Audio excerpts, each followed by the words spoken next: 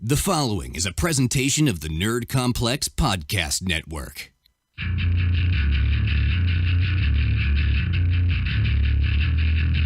We would like to welcome you to Audio Suplex Live, brought to you by the Nerd Complex Podcast Network.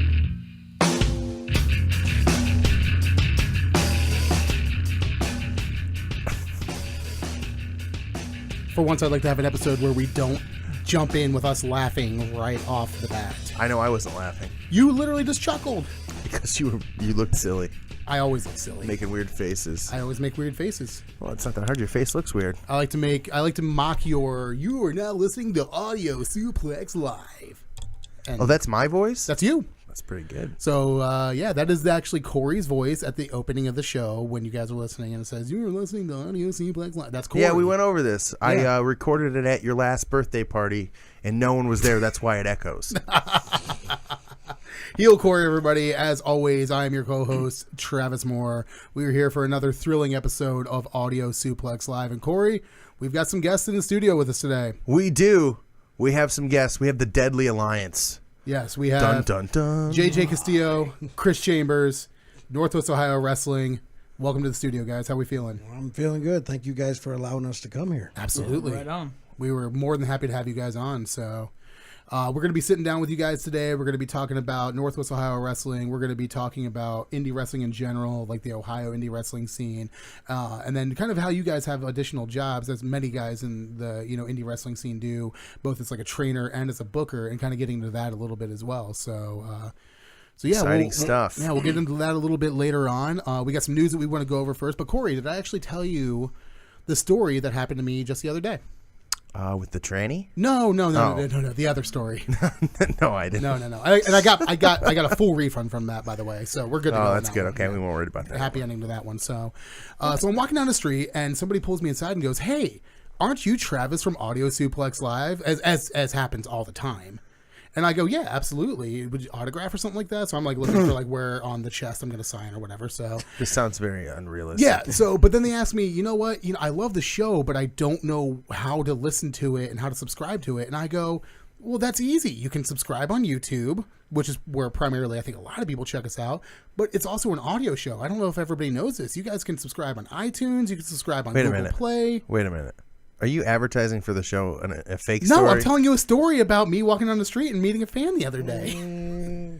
Okay. Nobody buying this? No, you should have discussed this with me. I'm going with Hilo. You should have discussed this with me beforehand. We're not trying to mislead anybody. Right. Let's tell the truth, Travis. No, I'm fine. Tell them the tranny story. And how you got that refund on that. Well, he had to do something for it. Yeah, it wasn't really so much a refund as much as it was like a services and then services thusly rendered. So Okay. Yeah, well, it's a lot of complicated things that I'll tell you about off there. A lot of things I need full motion. That was good. Let's move on. Yeah, so iTunes, YouTube, subscribe to our effing show. Anyway, so before we get into talking about wrestling with our guest today, let's talk about a little bit of news.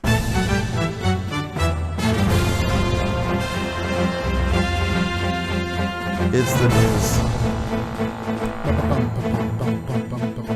You guys like our news drop? Yeah. It's pretty good. Do you guys, either of you, I gotta ask. We've never talked about it on the show where it's actually from. Do either of you guys recognize where it's from? I'm not going to tell you. No. Okay, cool. Moving on. All right. All right. It's from something. It's actually Wrestling related somewhat. It's a wrestling related. I will give you a hint. It's a wrestling related news piece. So stew on that while I go into our first story. Mauro Ranallo is rejoining WWE's stable of commentaries, or actually at this point, now that you're listening, has rejoined. The former SmackDown commentator announced via social media last Thursday that he would be rejoining WWE after a long period of time away from the company, and had the following to say on his Instagram. WWE and I have mutually agreed to end my responsibilities on SmackDown, having nothing to do with the rumors about disputes. As I remained under contract with WWE, we discussed a variety of options. Despite originally agreeing to part ways, there was always a desire to continue working together. We have come to terms on a new agreement that benefits both WWE and me, and I am thrilled to announce that I will now be part of the NXT broadcasting team. WWE later confirmed the news on WWE.com that he would be on that night's NXT taping. Hooray. So, awesome. I'm stoked to have Mauro back. Yeah, for sure. I am too. Yeah. Did any of you guys watch NXT last night for his first show back? Yeah. It's fantastic. Him and Nigel McGuinness are a really good, really good commentary team. So I would just like to state that I did not watch NXT this week. you're missing out. It's a fantastic show. I'll catch it. Women's title match was fantastic, despite your distaste for our fair women's Asuka? champion. So, anyway, I'm speaking. not a fan of Asuka. Yeah, I'm gonna agree with him. He's a bit too much. Yeah. I mean, I'm not. If you want to talk about Galberg, we can talk about Galberg. Like, she's fantastic. I'm not intimidated by her. I don't think she's scary looking. I think her character feels kind of fake. I'm a Peyton Royce fan. Peyton Royce is fantastic. Yeah, entertaining. Big, I'm not entertained by Asuka. She's a good wrestler. Her and Billie Kay, like that whole team dynamic between those two is fantastic. Yeah. So, but anyway, talking about announced teams, the announced team for the upcoming Mae Young Classic has been revealed. Oh, WWE announced Monday that the Hall of Fame team of Lita and Jim Ross would be donning the headset for the upcoming Mae Young Classic. Though the full field of 32 women's competitors has yet to be announced, WWE did confirm that the episodes for the upcoming tournament would be released in batches of 4, starting with the first 4 slated to release on August 28th, followed by the second half of the tournament on September 4th, culminating in the live finals, much like how they did with the Cruiserweight Classic, September 12th in Las Vegas. So that's pretty cool. Pretty cool that they got. I love that Jim Ross is back in the fold too. Oh yeah. I think that makes sense. Lita, I mean, she's done the pre-shows for some pay-per-views. She's a little rough on the mic. I mean, she's obviously not calling action during a preview show, but she does trip up a lot and kind of, I don't know. I think we'll see how it goes. I don't have high hopes. I think it goes without saying that obviously Jim Ross is going to be carrying the load as far as like, play-by-play, and then Lita's going to be filling in for color. But I think it's okay because Lita has that pedigree. She has like the experience in, the women's division and being like a pioneer of women's wrestling in WWE. So I think it works on that aspect, but I do go back to like some of those pre-show, before the pay-per-views and stuff like that, and she is a bit rough on the mic a little bit, especially in situations like that. So we will see. So do you guys have anybody that hasn't been announced yet for the Mae Young Classic that you guys would think would be? Anybody on you? I want to see Candice LeRae. I think that's the big one that everybody keeps throwing out there. It only makes sense. Yeah. With Johnny Gargano being like such a huge name in NXT and stuff like that. So Who? He's a wrestler in NXT. So you may have heard of him. I'm just kidding. I have this other thing where I don't know who anybody is.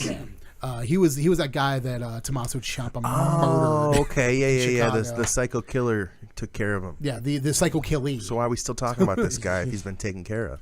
I don't know, man, because his wife apparently wants to tussle it up with a bunch of other women wrestlers. Sounds right up my alley. Fantastic.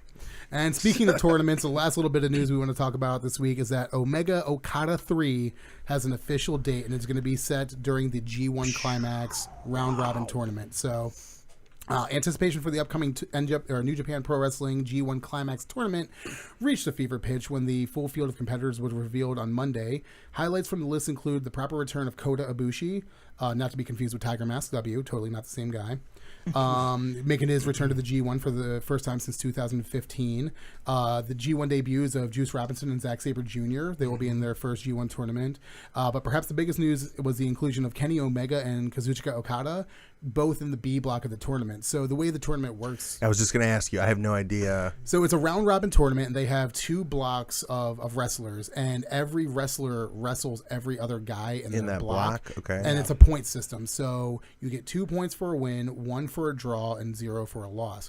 And then basically whoever has the most points from the A block and whoever has the most points from the B block meet in the finals, which are going to take place on August 12th or August 13th. I'm sorry. Oh, wow. So, yeah. So that basically with knowing that, I wonder why they didn't put them in separate blocks.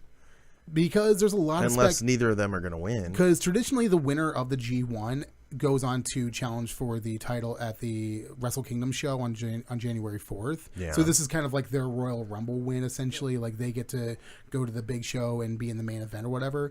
There's a lot of speculation that it's not going to be Kenny Omega challenging for the belt at Wrestle Kingdom. It's going to be Naito. So there's a good chance that he might win the A block and go over who ends up winning the B block. So it'll be Elgin winning the B block. You think so? I think so. Michael Elgin's your choice for B block. Yes. I like it.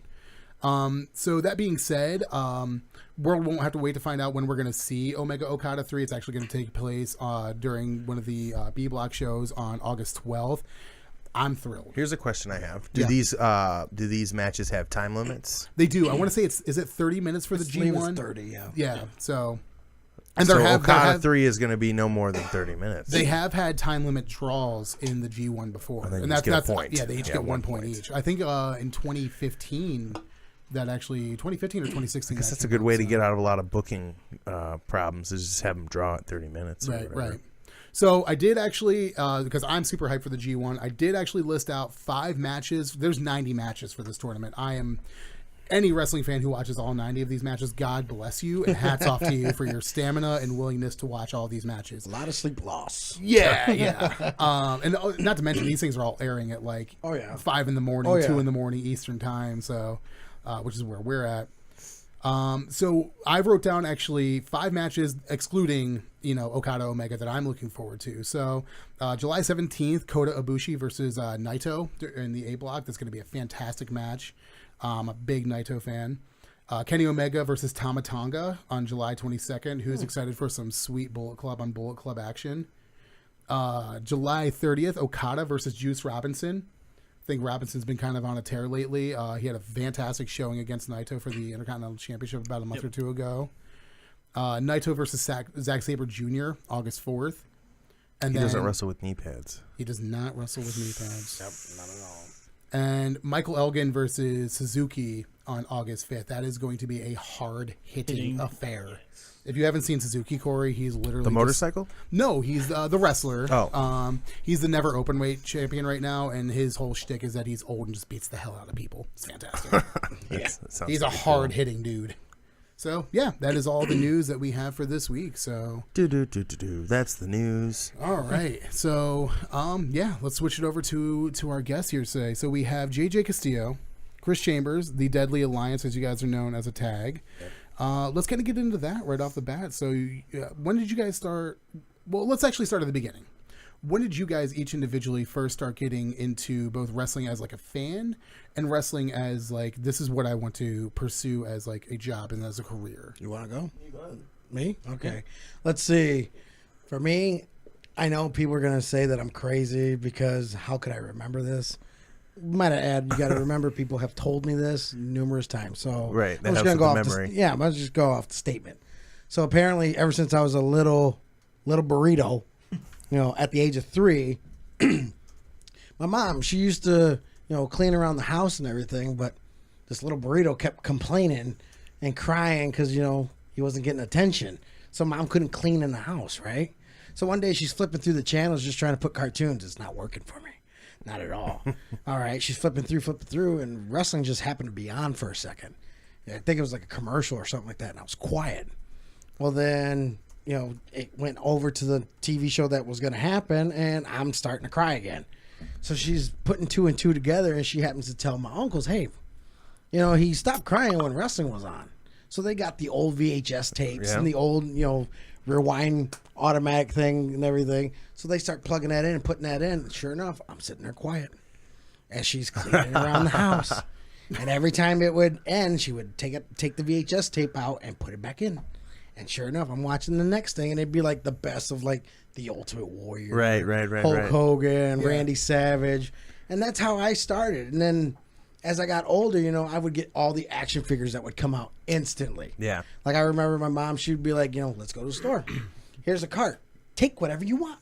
Oh, interesting. Oh, I wish my mom was that cool. Must be. I had the action figures, but not every one I wanted. Yeah, I was spoiled. I'll tell you what on that part. That's it. I was in heaven. Like, you just give me that, I'm happy. I didn't want no Transformers, you wanted Turtles. I just wanted the wrestlers. That's all I wanted. Yeah. And realistically, how many came out back in the day, like in one line, like maybe 5 or 6? Right. So she'd be here at 5 or 6. I'm happy until like the next couple months, and then they get the next series that comes out. Right, exactly. So then that transition, I never lost that passion to, watch wrestling. As I got older, I realized, hey, I could actually do this one day. This is gonna get interesting. My high school year, I was a sophomore. That's when I decided I really wanted to be a wrestler. That's what I was going to do after high school. Like, not college or anything like that. I just wanted to be a wrestler. That's all I ever wanted to be. My family knew it. So my senior year, my family had a retirement party for my aunt. And my cousin just happened to be like, here, I got a phone number for you. Why? Well, what'd you say you always wanted to do? I always wanted to be a wrestler. I got a wrestler's phone number for you. It was a local wrestler. I was like, oh, check this out. Okay. He said, call Monday. Okay, so that Sunday, because the party was Saturday, that Sunday, I had wrote an entire list on what I wanted to know about being a professional wrestler, right? So you're like ready for this phone call. Oh, yeah. So like Monday at 3 o'clock, I waited, and I'm so antsy. I'm nervous. I got water next to me. Like, he has no idea over the phone that I am so nervous, sweating bullets. Right. Yeah. So I called this guy up. His name's Will Love, and he has the deepest voice that I've ever heard in my life. Okay. And I happen just to ask him questions. And then we get done, and I go, can I call you, another time? He goes, yeah, call me Wednesday. All right. So Wednesday happens. I do the same thing. He says, call me Friday. Okay. I do the same thing, Friday. So every Monday, Wednesday, and Friday for 2 months, I had bugged him about professional wrestling. Right. So then he happens to tell me, well, bud, I was trained in St. Louis, the mecca of wrestling back in the day. Yeah, I know, with like Harley Race and Ric Flair. Yeah. He goes, when you get done graduating, I got a gift for you. Okay, cool. So I get done graduating, right? So I tell him, and he's all stoked for me. He ends up taking me on a road trip with him to St. Louis. Nice. To go visit them and everything. This is awesome. I'm loving this. Right. This is the greatest day of my life. And I went and visit the arch and everything like that. And I'm like, this is the greatest thing in the world. Because right now, you got to think about it. Like, the who's who was in this city. Right. You know what I mean? Mm-hmm. And it just happened to be that this place was next to the Budweiser factory. Right. And he goes, I got to show you something, but you'll never believe me until you see it. I go, okay. So I walk into this building, and sure enough, it's before the show, and they're setting up and everything like that. And he goes, I want you to take a look at this picture right here. So I look at the picture, and the guy looks familiar. He goes, he's probably a little bit skinnier now. It's Randy Orton. Holy shit. Oh, wow. A pudgier Randy Orton. I'm like, well, how'd he get so thin? They go, well, it's WWE. They can train anybody to be the cookie cutter look. Right. Wow. And they go, Bob Orton comes in here all the time, too. Holy crap, this is awesome. I got to meet the promoter, Tony Casas, and their head trainer over there, Billy Blunt. I got to meet all those guys. And he goes, so what did you think? And sure enough, I'm in awe of this show. Right. Like, I'm in heaven right now because now I get to go backstage a little bit. It's like dreams are coming true. Right. You're crossing that plane from like fan with some training to now like you're in the the club almost. Yeah. And I go shake everybody's hand. I asked them, if, at that time during the show, if they needed anything, I will be your water boy if you want. I have no problem doing it. And they said, we like this kid and everything. So after the show, Tony Casas come up to me. He goes, so how'd you enjoy it? I loved it. I loved every second of it. Like, this is awesome to me. Yeah. I'm not trying to mark out to anybody, but it's just, this is awesome to me. Right. And Tony goes, well, he looks at Will and he goes, I think we're going to keep him. I'm like, keep who? Who we're keeping? Well, would you like to stay? Where? Here and train. Well, I didn't bring no money at all. Like I brung like a sack of clothes and everything like that. Right. And Tony goes, well, let me just say this. If you take care of my house, we'll take care of you. What? Upstairs, we got a little apartment. You can stay up there. As long as you take care of the house when the shows are happening, take care of everything, and don't disrespect my house, we'll be fine. I called my mom up, and I go, I'm not coming back. Like, whoa. She knew I went there, and she thought I was coming back. Right. So did I. Right. I didn't know that I was going to stay there permanently. So you ended up staying just like... Oh, yeah. It was like the whole Rocky Dojo thing. Like, everybody's working out and everything like that, and they're training and everything, doing shows every week. And here I am cleaning up after the boys, like taking their gear. Right. Yes, sir. No, sir. Doing the concessions, selling tickets. Anything that they wanted me to do, I did do. And I was happy. Right. Yeah, I was just the happiest that I could be. Like, I didn't care. Yeah. You know, and a guy who just turned 18, because I was only 17 when I graduated. Yeah. Okay.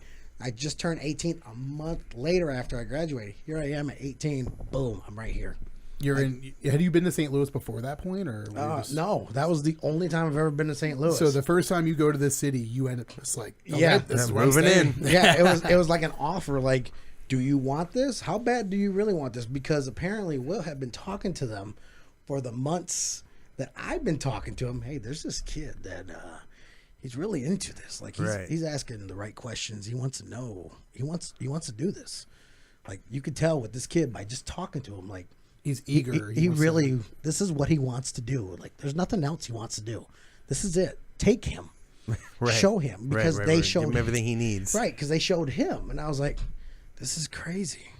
So here I am, you know, for the first 2 months, you know, just doing everything that they wanted. And one day I get a phone, I get told while they're training, hey, get dressed. For what? Get ready to train. Okay, I'll be right back. I went upstairs. It took me an hour to get ready. Prima donna, right? Yeah. I didn't know what to wear. Like, you know, I didn't want to be disrespectful to anybody else that was there before me. You know, I respect this out of anything. And I almost went with just my socks because I didn't even want to bring my shoes in and disrespect the ground that, you know, I'm about to walk in with other people that have walked in here. You know, there's guys like Gary Jackson and Moondog Rex, Bob Orton himself, Harley, that had walked on the same ring that I'm about to walk on. Right. Like, how much better could this get, right? That's a dream come true. Right. I come down, and might I add, I don't know what the ring feels like or anything like that, other than what I've seen, because they wouldn't allow me in. Okay. So I get in, and they go, all right, kid, we're going to teach you your first bump. All right, cool. So they tell me, you know, pretty much the basics of how to get myself prepared and do that. So I start doing it. I take that first hit, boom. Oh, I'm seeing the whole Bugs Bunny thing with like birds and stars. I bashed up my elbow, and all of a sudden, they tell me get out of the ring. Why? Get out of the ring. I can learn this. Like, I'm sorry, guys. Like, I didn't want to disrespect anybody. No, you got to get out of the ring because you took so long. We decided to take the pads out of the ring, and you just bumped on the boards. Yeah. Next time we tell you to do something, you hurry up and you get there. I will do that. Lesson learned. Right. I never did it again, right? It took me 6 months of training. I got done. But they didn't tell you when you were done because I would come, you know, I was living there. Right. I'd catch up every day with them. I'd be the first guy in, pretty much the last guy out. You know, I had no other option, but even if I didn't live above, I would have done that anyways because that's how much I love this, right? Right. And I would bug everybody for every little single detail that I want to know, like, because this is what I love to do. And then the next thing I know, here comes Will. He comes back from Michigan to St. Louis. Hey, bud, how you doing? Oh, hey, man, how you doing? And I'm doing good. And, you know, I've been training and everything. I'm all excited, jittery, want to show him what, you know, what I've been learning because he's the one that showed me, right? He goes, I've been hearing about you. Sounds like you're doing good things. I heard about that whole you taking an hour thing. Yeah, no, that's my bad. I didn't know what to wear. Like, now I know just to throw whatever on so I can get in there and roll around. The next thing I know, Tony comes up to me. He goes, so Will's going to be here for like 2 weeks. Okay. His second week that we have a show, yeah? Get ready. For what? This is going to be your match. So my first match was against the guy that brought me in, which was the coolest thing. Oh, yeah. That's awesome. Full circle there. Which I had been saving up money to buy my gear. Mm-hmm. So once they found out I had my legit gear, they never told me, you know, you're ready. You know, just have it because you never know when we're going to need you. Yeah. Or, yeah. So here he comes back, and I think it's like a whole family reunion thing almost. And the next thing I know, I'm having a match against my boy. That's awesome. Yeah, like it was the greatest thing in the world to me. That's the most like full circle I think you could have gone with that. That's fantastic. Yeah. I love that. Yeah. So to say, you know, excitement about becoming a wrestler from a fan is an understatement for me out of anything because you couldn't make that up as much as you could try. Yeah. And just the love of everybody showing me how to get there, from like my family backing me up the whole time, showing me where to go, me asking this guy, because this guy didn't have to take me or anything like that. He could have said, kid, you're bugging the hell out of me. Quit calling me, you know? But he didn't. And then I didn't know he was talking to his people in St. Louis. And then once we went down there for my gift as my graduation, like, who could have asked for anything better than that? Absolutely. And now you're training new wrestlers. You're kind of passing that along to these newer wrestlers. Oh, yeah, exactly. Just not taking the mats away from them. That's cruel and unusual. And you're probably telling them right off the jump, like, hey, don't take an hour to get ready. Right, yeah, exactly. Like, when I say go, we got to go. Come on, guys. So what about yourself, JJ? What are your early starts with, like, fandom and when you decided, like, this is what I want to do? Well, I spent a lot of time with my grandparents. I'd stay the night over there with me and my cousins. My grandpa, let's go watch wrestling. Monday Night Raw comes on. Absolutely.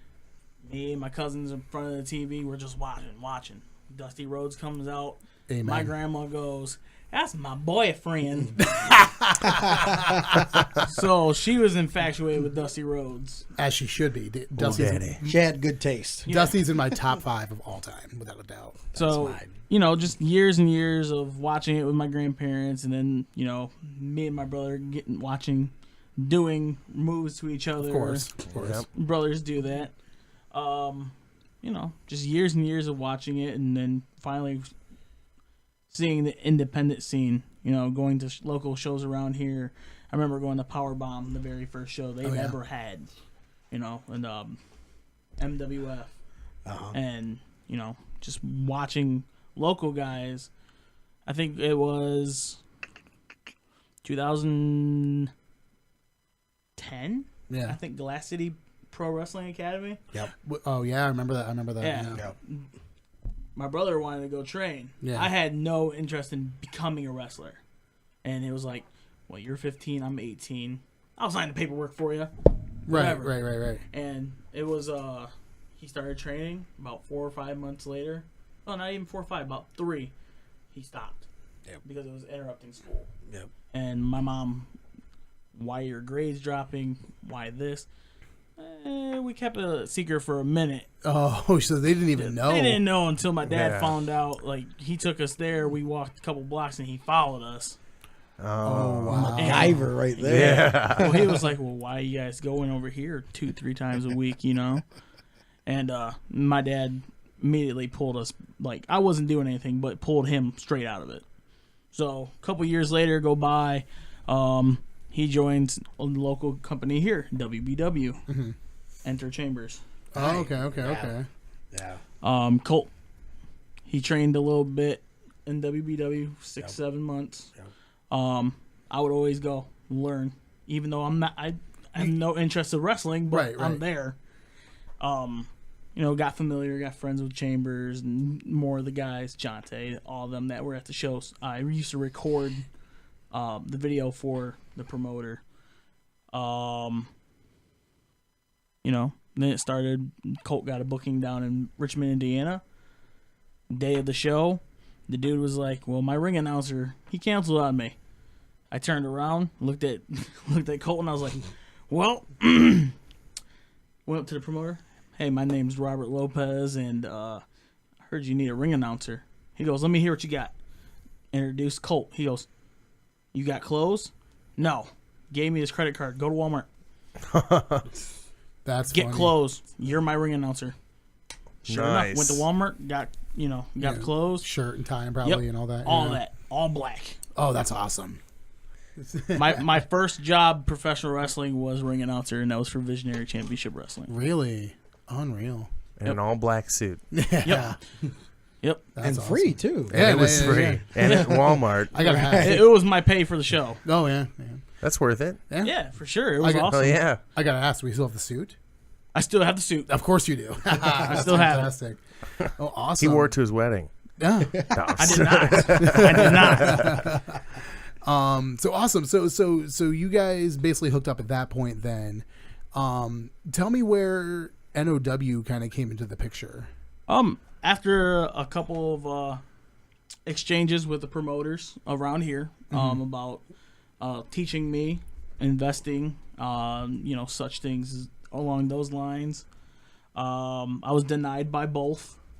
So I hooked up with a couple of local guys and said I wanted to start my own company. And I did. Northwest Ohio Wrestling was born summer of 2015, was it? 2015. And, just started booking shows. Didn't have no idea what I was doing. Trial by fire. Yeah, trial by fire, basically. Hey, sounds like us. Trying to figure it out. Yeah. And it works out for some people, and it seems to be working out for you guys. It definitely seems like you guys are getting bigger and bigger every time we go to your guys' shows. Yeah, man, it's a blessing. You tell me 2 years ago, I'd laugh at you. At everybody that's came into our locker room, performed in front of this crowd. Right. The people we've met, it's a learning experience every time. Yeah. Every time. You guys have brought some definitely like names in too. Like right off the top of my head, Shane Strickland did a show not too long ago. You have to help me out a little bit here because my memory's kind of. We brought in Callahan. I love when Callahan. Silas Young came in. That was actually a debut show. Him Really? and Matt Cross. Tommaso Ciampa. Tommaso Ciampa came in. Fantastic. 3 months before he signed WWE. Unreal. Oh, man. He tagged with Louis Perez against War Inc. Oh wow. Yep. How did I miss that match? That would I don't know. That would have been a good show It was to phenomenal. Yeah. No, that sounds like a phenomenal match. So you've been running your own promotion now for 2015. We're going to get into a little bit more of that. I want to get into like the behind the scenes stuff of both like you as a trainer and you as a booker. But before we do that, we're going to take a second to plug one of our other shows on the Nerd Complex Network, and we'll be right back with more JJ Castillo and Criss Chambers. Hey guys, this is Josh. This is Sean. Please check out our show. Erectile dysfunction on a nerd complex. Yeah, I mean, or whatever. if you don't, I just don't even care if you don't. My puppy will die. This dog's already dead. I love Interesting. when everybody hears that ad for the first time. We just had JT Davidson on. Yeah, we aired and it right before we called him. So we called him on Skype, and he answers, and it's halfway through that ad, so he just hears these two guys whispering. Oh yeah.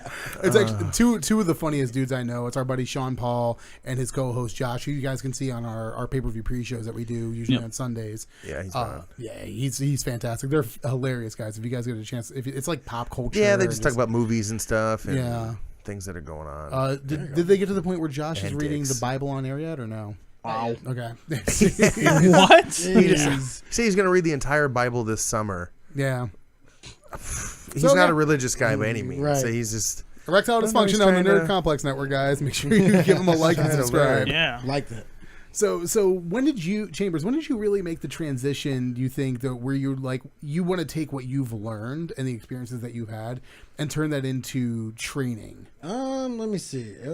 Honestly, it was by freak accident. Like most things are. Yeah, like I had been in the business for about about 7 years at that time, and then somebody just happened to lose the head trainer there, and right before we lost that guy, I came in and I watched them, show guys how to do things, and I was like, well, there's other ways to do it. Like, I'm not saying his was bad, or by all means, everybody Right. can learn different styles. It's just, let me show you what I got.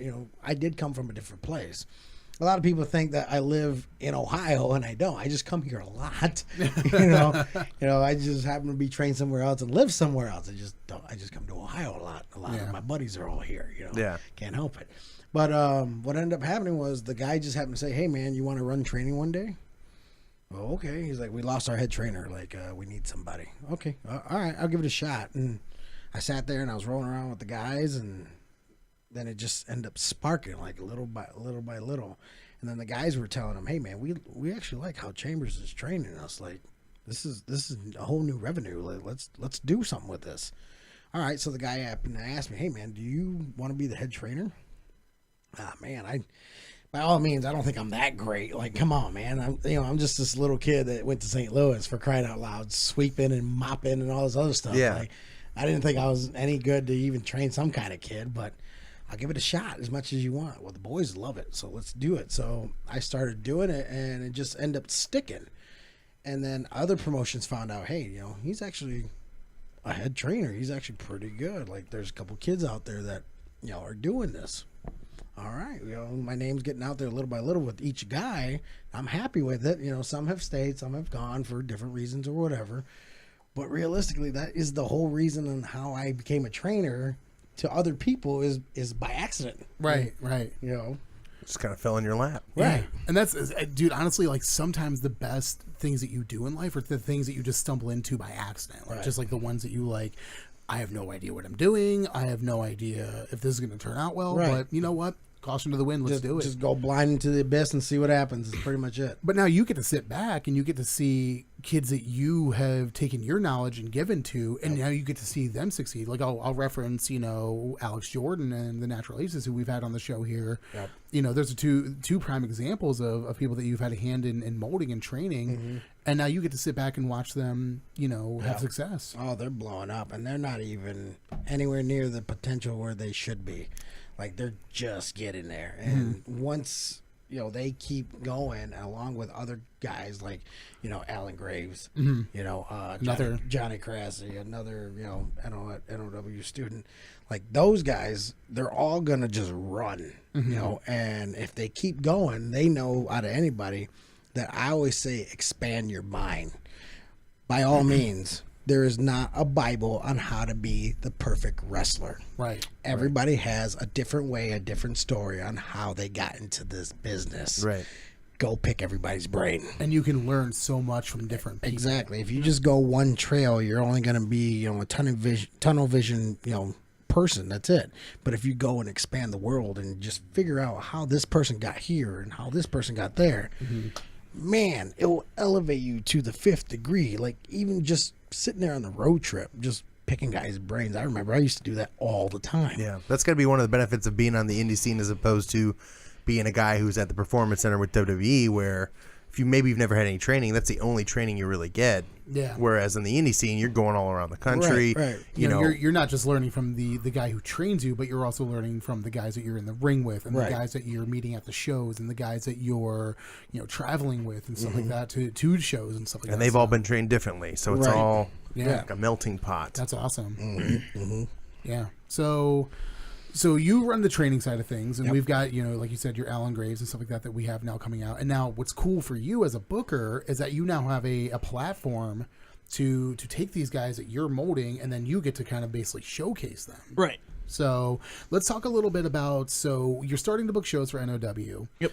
At what point, when was the first Uprising show? The very first Uprising show was October 1st of 2016. Okay, so now, if I understand correctly, the Uprising concept was basically formulated to kind of be like, this is a showcase of our newer upcoming talent. Yep. Local guys that, never got a shot. Right. Or were under the radar, plus our students. So almost like a, for lack of a better term, kind of like an NXT kind of training ground. Yeah. Yep. At what point do you think because now the Uprising shows are essentially like the main offering. Yeah. And that's the thing, man. Like, you learn every show. I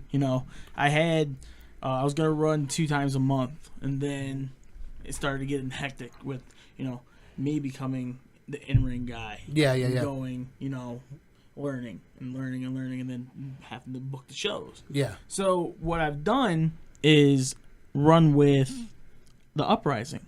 Uprising 1, Uprising 2, Uprising 3, and just adding a new tagline to it. We can always have Uprising shows. We can go all the way up to 250. Yeah.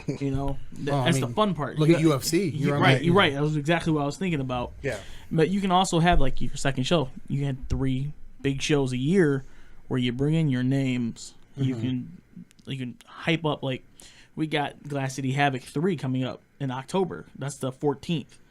And then we got the 28th of October is Uprising, like, 20. Right. So there's so much more you can do with it. Uprising is like the counterpart of what Northwest Ohio Wrestling used to be.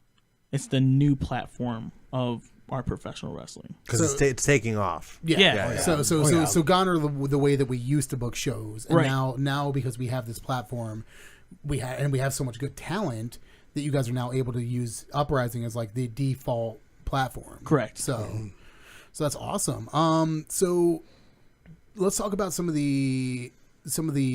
What are some of the more interesting things that you've learned from a booker's perspective? Like maybe like some funny things that have kind of like popped up that you never thought you would have to encounter, or crazy stuff that you've kind of encountered with that so far. More, and I get asked this like every day. It's more or less the role as the promoter and the booker. They're two different things. Yeah. I thought they were just one. No. And going back from the beginning to now, I know that. It's about paying the guys. It's about taking care of your people that come to your show and work for you. I never understood that concept. I just thought people showed up wrestle. Right. But learning, like, if only it were that easy. If it was that easy, right. but well, that's funny because we thought that this was just coming into a studio and talking. Yeah, and it turns out that it's actual work. There's a little bit more involved. So, and that's the thing. Like, nobody ever wanted to take a chance. I wanted to learn, and that I surrounded myself with people that taught me. So now you go 2007 Lopez to 2015 Lopez. That dude's a dumbass. Yeah. It's plain and simple. I think we can all agree with that. Yeah. I think everybody in 2007 was a dumbass. You were pretty bad. 2017. I knew you in bad. 2007. You were pretty shitty. 2017. I'm sorry. I mean, you're still pretty shitty, but like less pretty shitty. But it's more or less just learning curve and knowing who's right and who's wrong for your shows. Going like just booking the storyline to it, not just having random matches every show. Right on. Yeah. I think we're just taking off at that platform, and I will say the second half of 2017, it's gonna get really wild. Yeah, you posted something on I want to say it was Facebook either like today or the day before talking about like some extra shows that you guys are booking for August and stuff. Like that. Oh yeah. I told you guys before we went on the air, I've only been coming out to NOW shows for probably about like the last year or so, but it just seeing how much it's grown from where we started to where it's at now. It's just absolutely insane. Like, and not even from a talent perspective, because we could sit here all day and put over, the Aces and Alan Graves and, the people that we've had on the show and stuff like that. But from like even like a production standpoint and like the way that the stories are now intertwining between the takeovers, and it's really starting to pick up momentum here. So the takeovers? No, not takeovers. I'm sorry, uprisings. it's that NXT. It's a similar idea. He said it, not me. Yeah, I mean, like takeover. Like they're doing takeovers now. Some would argue Takeover that, Toledo. Some would argue that Uprising 10 was probably the best show that wasn't on the WWE Network. I'm people's words. Someone said that. Yeah. I'm excited for Uprising 11. No, I'm actually thrilled. So that is coming up July 8th. Yeah, let's talk about it. So what did we have to look forward to on the card as far as Uprising 11? We got a lot on the card, man. We got we got a battle royal. Starts off the night. The winner of that battle royal will become the number one contender to the Uprising Championship. Currently held by Alan Graves. Shouts out. Yep. Hope he's listening. The women's division comes back hot and heavy. Haley Shadows, Avarice Gloom. It's going to be a really good match. Fantastic. Looking forward to that. 6-man tag. The Uprising champion, Alan Graves, tags with the VCW Tag Team Champions, Natural Aces. Fantastic. To take on all three members of the IndyCard Mafia and the NOW Tag Team Champions. Really? Yep. Non-title match or? Non-title, just 6-man. Yeah, okay.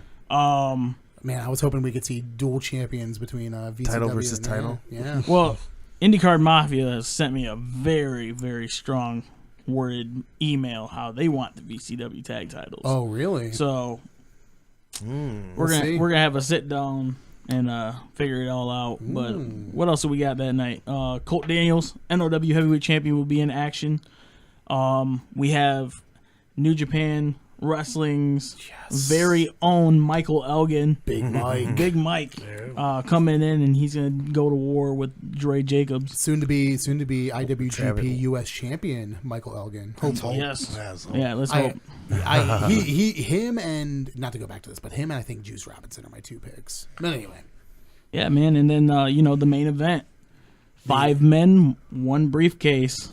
Fight for fortune. The fight for fortune. Yep, you got the notorious Alex Jordan. Yep. The cut above the rest, Gavin Glass. The Black Diamond, Jack Price. The Destroyer, Terrell Kenneth. And then the Dancing Destroyer, Criss Chambers. Chambers, I mean, I don't want to ask you how you think that match is going to go. Brutal. Brutal. I am going to be sore for a couple days. Yeah. When's the last time you guys had a? Well, Have you ever had a ladder match? Yeah. In NOW. Yeah, the Uprising Championship, very first show. That was actually, I remember that show. I was at that one. So And Jordan won that one. that one. Uh-oh. It's a good night. 1-0 in ladder matches. Coming out. Undefeated. And if you guys didn't, pay attention to the Seagate show, it was Criss Chambers, Colt Daniels, and Alex Jordan for the NOW title. Jordan had the match in the bag, and Colt chucked him out the ring and took the pin. He's quick. So the guy who gets the briefcase can then essentially cash it in towards any championship of their choosing. Any championship at any time. What if they hypothetically, you know what? I got a tag partner now. I want to go after the tag titles. Yeah. Give me the IndyCard Mafia. Yep. Bring them out. Yep. Let's do it. Oh, All that's right. exciting. Corey, you know what the deal is. Uprising 11, we get that briefcase. Yeah, what if one of us grabs it? If one of you guys grab it, you guys know how to bump. It's been a long time. Why don't you just knock me down for real? Dude, as hard as you I can. actually- And Just stand on the ladder. I'm pretty sure one of us will push yeah. it. All right, I probably shouldn't tell the story, but I'll Crotch do it shot? anyway. So, in my adolescence, I grew up in South Jersey, and I was actually dating a girl whose father-in-law at the time was a wrestling trainer in South Jersey, Pretty Boy Larry Sharp. Oh, okay. And one of the cool things about dating her is that she had access to the school / it was the Monster Factory in South Jersey. You're talking Raven came out of there. Names that are escaping me right now, but a lot of big names kind of came out of there. And one of the cool things about dating her is that she had access to this wrestling school whenever we wanted. So we were hanging out one day. We're just kind of walking around. She's like, "Hey, and I was a big wrestling fan back then. She's like, "Hey, do you want to go check out the school?" I was like, "Absolutely, I want to go check out the school." Why didn't you marry this girl? You know what? I dropped the ball. Megan, if you're listening to this, I'm still single. I don't know. DMs are open. The DMs are perpetually open, so hit me up. So we go into the school, and it's cool because they rent it out for a lot of schools rent it out for birthday parties and stuff like that as well. So there's a concession stand, and we're chowing down on pizza and stuff like that. She goes, "You want to get in the ring?"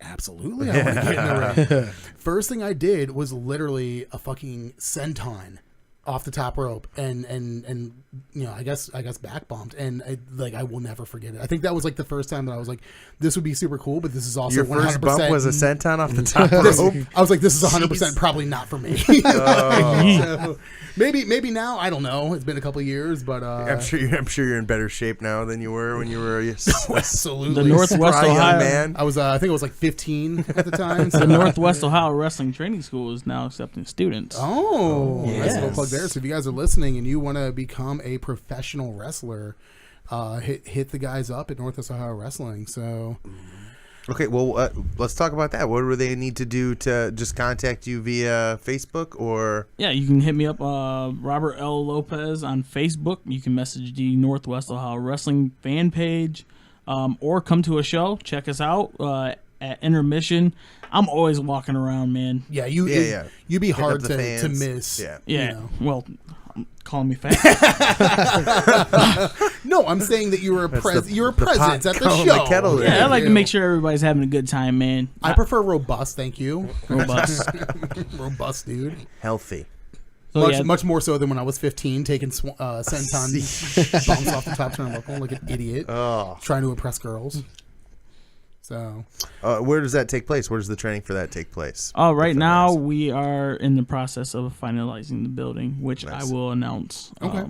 I don't know if it's going to be this month or next month, but Here soon. yeah, Yeah. here soon. Very soon. We are in the final details. getting a space nailed down. And- Yep. In Toledo. You're gonna be Yes. you're gonna be taking over the head training Yep. duties for that one too. Yes, so sir.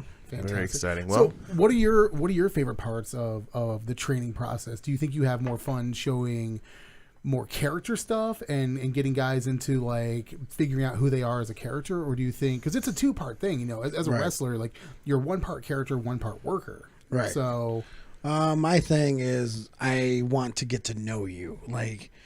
Out of anything, when we're dying, and he's seen this, out of anything, people are dying. They're usually puking, aching, they can't walk. You've Right. seen it. When I'm doing my normal training, I've been a part of it.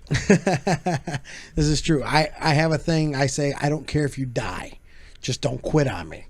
You know, we've had people, rehabilitated them because they have passed out on us because of the rigorous training that I have done. But the thing is, if you can still get up and have a smile on your face and you still show me that you want to do this, just like I did back in the day to other people, that's what I'm more connecting for out of anything. Because once I'm able to connect with that kind of a person And that passion. yeah. Everybody else, once I mold them and work with whatever they need to be worked on, once they go through that curtain for the very first time, I know that that person is going to be loved by everybody else or hated either way, but they're going to go out there and do what they love to do And the have most. a passion for it. Right, Yeah, which exactly. you can see that. You can tell when someone's really into what they're doing. Right. You're going to buy into it, whether they're a face or a heel or any of that stuff. It's like acting. Like you can tell when somebody's a really good actor, and you can tell, well, somebody's just reading the lines and they don't really care. right. That's awesome. Yeah. So, Corey, any other questions that you? Yeah, I always, this is not relevant to anything we've necessarily talked about so far, but I always ask every guest that we have who their favorite wrestler of all time is. Kurt Angle. Not you. I already know yours. But I would like to ask both of you who your all-time favorite wrestler is. In a little, you can explain why if you want, but I just really know. You go ahead first. My all-time favorite wrestler, it bounces. It depends on the day, honestly. I got 3. Okay. But the one that sticks out the most is Samoa Joe. Nice. Yes. They are booking him so nice right Oh, now. yeah, even in the indies, dude. Yeah. Like, I love, that was who I followed. Yeah, he's great. He's vicious. He's been at the top of his game for over 10 years. He's been, absolutely. dominant. Very good choice. Yeah, and then if I had to, my throwback is Ravishing Rick Rude. Nice. For sure. Another one. Very good.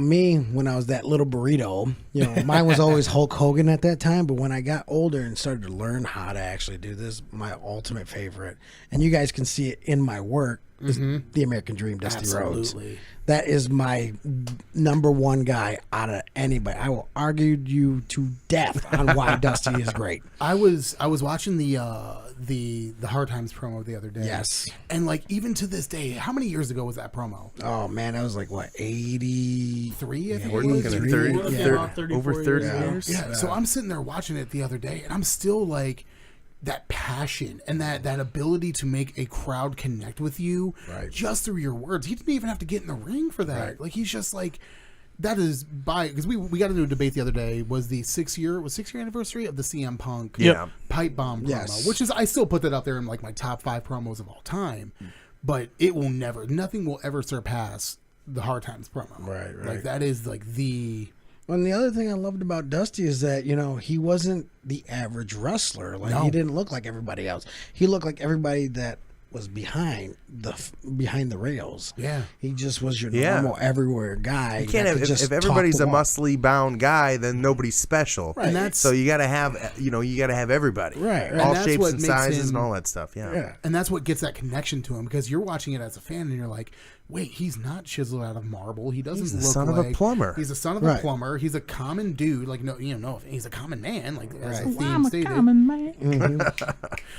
But you look at him as a wrestling fan and you go, that's it. That's the guy. And and a lot of guys, when I'm performing, they're like, man, like you wiggle your butt a lot, man. I'm like, why? Well, duh, Dusty did it back in the day. Absolutely. Like you can't knock off. I'm just trying to imitate, the best thing I've ever seen in my life. Yeah. And just make it my own in a way. And I just love Dusty that much. I can't help it. Like, I'm not trying to say I'm trying to get built like he was, it just happens to be that way out of anything. But, that's who I gravitate to the most. Yeah, and it's the best part about what he teaches, what Chambers teaches, because he's the one that trained me. Yeah. In the ring, Spoiler outside alert. In the ring, outside of the ring, every day. Every day he's in my inbox.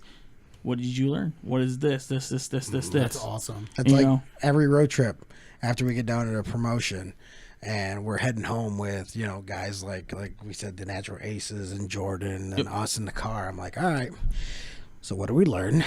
and we'll go on for like 4 hours on that road trip or however long it is on what did we learn, what did Going you over see? the show and all that what did stuff. you, Yeah. what did Our, you learn you know, and our everything? individual matches. What could we done better? What we liked, missed. Yeah.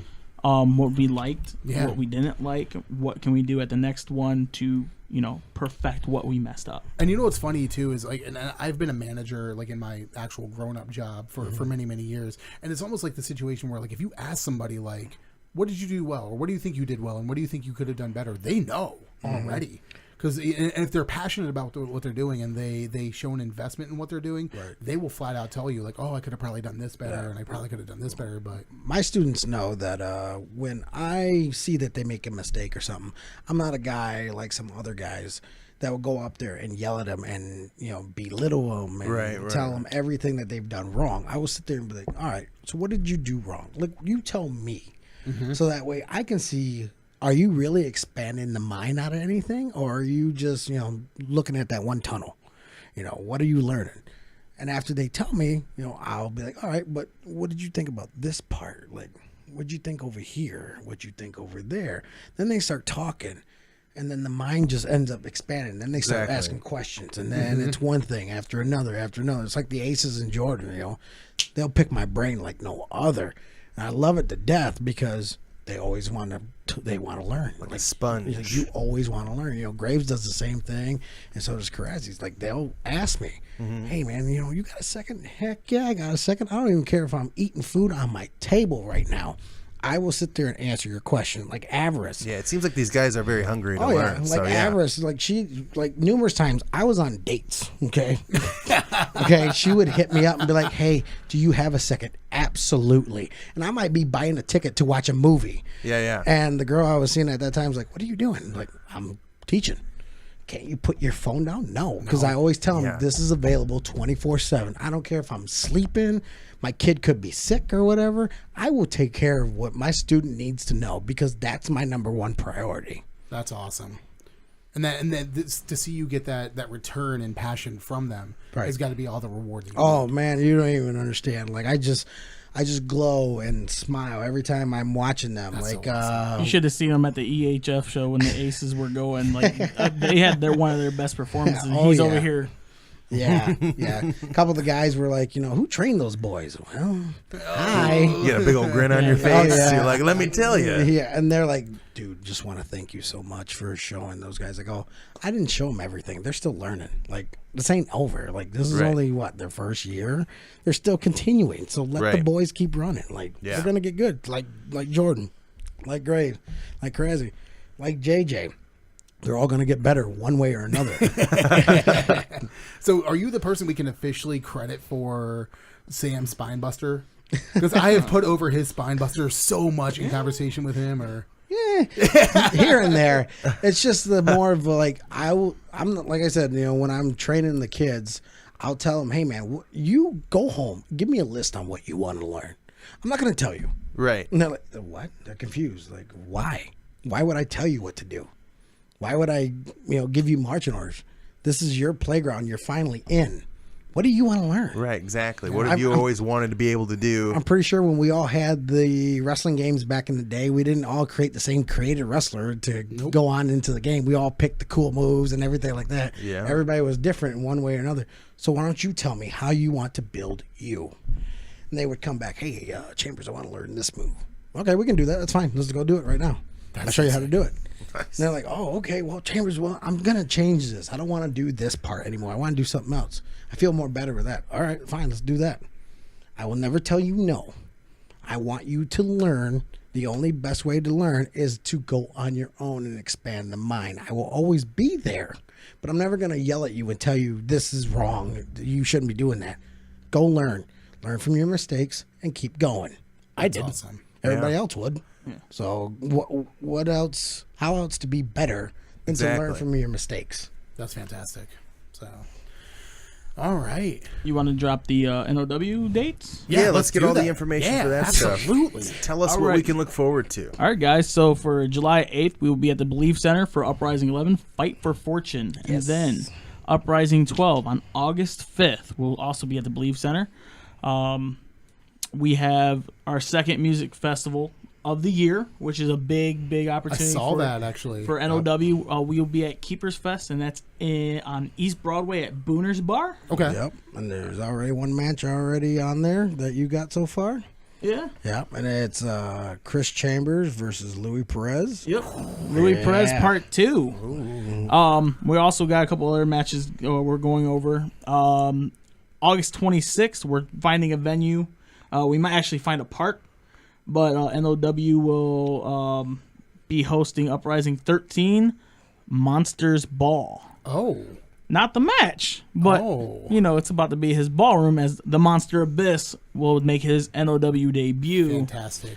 And who knows what he's coming for, We also got September 9th. I think you guys remembered last year when we did the 3 shows in 2 days at the Belief Center. Yeah. We're doing 2 shows in 1 day at the Belief Center this year for a charity. Okay. It's for the sports equipment this year. They need new baseball equipment, basketballs. Get the gym repainted. So we're going to do that. We're going to have a show September 9th at noon. That's $5. And if you bought admission for that, the next show at 7 is the big show. If you paid for admission that first show, it's only $1 to get into the second show. Oh, okay, cool. Very good That's deal. a really good idea. Yeah. So you can come watch a 2-hour wrestling show, come back, pay $1, get in, and watch another 2-hour show. Fantastic. That's a fantastic deal. Yep, and then October, I'm just going up to October. October 14th, Glass City Havoc 3 is our anniversary show, and then October 28th it'll be Uprising 14. Fantastic. So we already have all the way up to Uprising 14 booked out. Yeah, That's crazy. crazy. End of October. Yep. Busy guy. So And we'll advertise that. We'll talk about when those by all come up. means. And we do have Louis Perez also coming onto the show a little later on in July as well. So yeah, will it be after that? No, that's before your guys' before, match. yeah. So maybe we'll have him cut a promo for that one. We'll be talking smack. Get him ready for that. I'll be ready for it. That's the thing. It was one of Louis' best matches, I feel, with Chambers. Oh, yeah. Yeah, and then he had another one out in Fremont. He's just been having a good year so far. A couple injuries have been slowing him down, but Perez is a fantastic I'm guy. a Perez guy. Definitely impressed. I'm a Perez guy. You're a Louis Perez guy? Yeah. All right. I like Who that. said that's who they would look? Was it Sam that said to look out for Louis Perez too? Yeah. Yeah. I think he was putting him over the one when we had them in here. So Yeah. let's close with that real quick before we get out of here. So if you guys had to give me like 1 or 2 names, could be NOW, could be outside of NOW, guys that are like either in Ohio or just on the indie scene in general that you think maybe need like a bit more of a spotlight put on them. Put you on the spot here. It is. And we can put over NOW guys. I'm fine with that. Yeah. Too. Just what guys should we Well, keep not an just eye out NOW for? guys because they work all over, but I love these guys. They're amazing tag team. They're our NOW tag team champions. That's the IndyCar Mafia. IndyCar Mafia. Yes. Eric Amenon and Thomas Brewington. They're 2 of the best. They are Like- a very well-oiled machine. There is match. there is one guy that even though we're on opposite ends, I can give the devil his due and respect it. And yet we have not touched at all. Hint, hint. I want Jack Price. Oh, that match is. Now I know we got Uprising 11 at that Fight for Fortune. Okay. But I know one day down the road, Jack Price and myself, we will meet. And that is a guy that I can tell right now that should get highlighted like no other because that man can do some magic in the ring. Yeah. And I believe that once me and him touch, there will be some big magic like Disneyland magic in that ring. I would pay to see that. All right. Well, I'd pay to see it too. So Yeah, September 9th, the co-main event of Uprising at the Belief Center for charity. Is this an exclusive? Exclusive. Oh, wow. Criss Chambers will do battle with the Black Diamond Jack Price. Nice. It's official. Wow. Nice. Fantastic.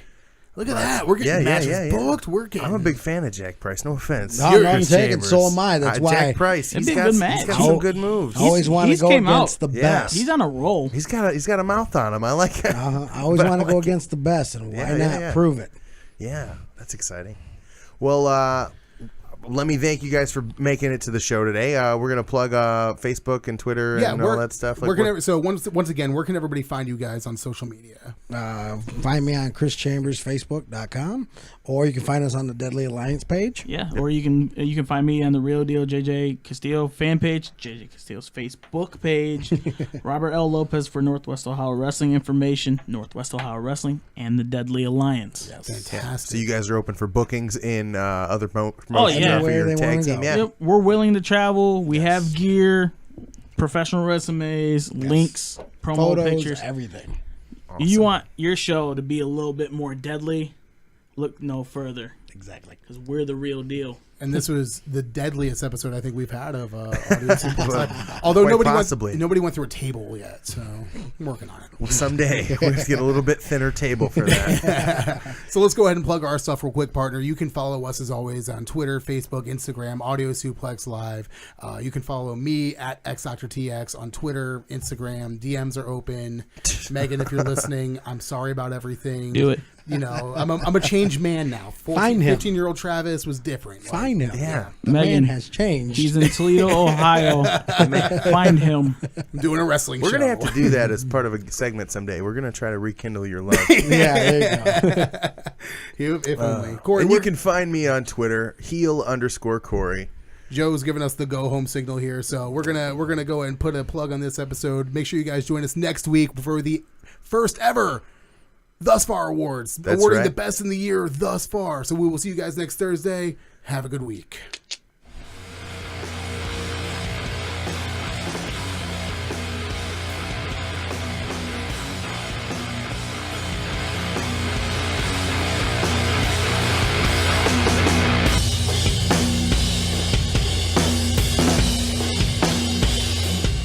Hey guys, we would like to thank the band Wax for our intro and outro music. You can check them out at waxoh.bandcamp.com. You have been listening to the Nerd Complex Podcast Network.